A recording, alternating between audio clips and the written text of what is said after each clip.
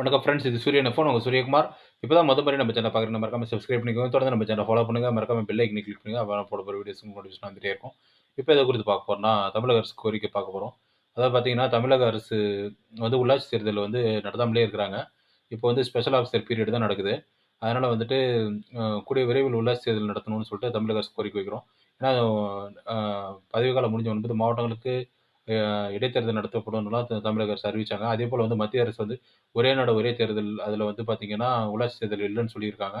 அதனால உள்ளாட்சி தேர்தல் கூடிய விரைவில் நடத்தலாம். ஆ அது மட்டும் இல்லாத பார்த்தீங்கன்னா, இப்ப உள்ளாட்சி கவுன்சிலர்கள் பிரதிநிதித்துவம் குடுக்கறதுக்கான விண்ணப்பங்களும் மாவட்ட ஆட்சியர் தலைமையில விண்ணப்பிச்சிருக்காங்க.